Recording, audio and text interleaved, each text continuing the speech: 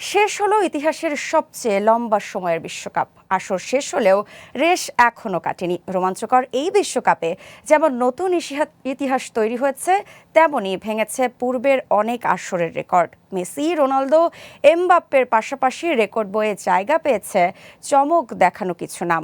আরও জানাবেন সাদমান হোসেন।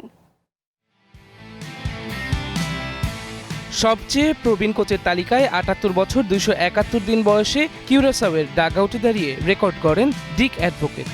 অন্যদিকে সুইজারল্যান্ডের তরুণ জোহান মানজাবি ২০ বছর ২৪৭ দিন বয়সে সর্বকনিষ্ঠ বদলি খেলোয়াড় হিসেবে ম্যাচে জোড়া গোল করে ইতিহাস তৈরি করেন। ডাগআউটে ফ্রান্সের কোচ দিদিয়ের দেশম সর্বোচ্চ ২৬টি ম্যাচে দায়িত্ব পালন করার পাশাপাশি সবচেয়ে বেশি জয়ের রেকর্ড নিজের নামে করে নেন।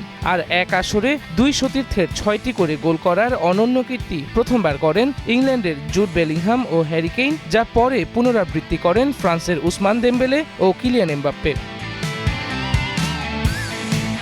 মাঠে বল দখলের খেলায় স্পেনের মিডফিল্ডার রদ্রি এক আসরে রেকর্ড ৭৯০টি নিখুঁত পাস সম্পন্ন করেন। আর ফরাসি উইঙ্গার মাইকেল অলিসে সর্বোচ্চ ৭টি অ্যাসিস্ট করে পেলেকেও ছাড়িয়ে যান।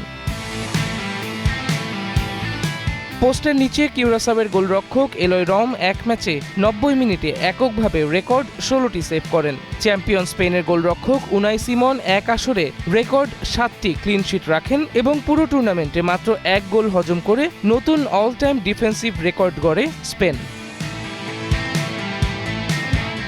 মহাতারকাদের লড়াইয়ে পর্তুগালের ক্রিস্টিয়ানো রোনালদো প্রথম খেলোয়াড় হিসেবে টানা ৬টি বিশ্বকাপে গোল করার ইতিহাস গড়েন। আর আর্জেন্টিনার অধিনায়ক লিওনেল মেসি গড়েন বিশ্বকাপে খেলোয়াড় হিসেবে সর্বোচ্চ ২৩টি জয়, টানা ৯ ম্যাচে গোল করা এবং পেনাল্টি বক্সের বাইরে থেকে রেকর্ড ৭টি গোল করার অবিশ্বাস্য মাইলফলক।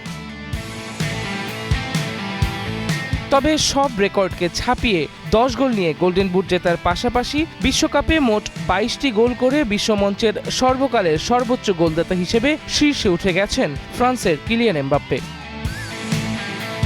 Sadman Hossain, green news desk.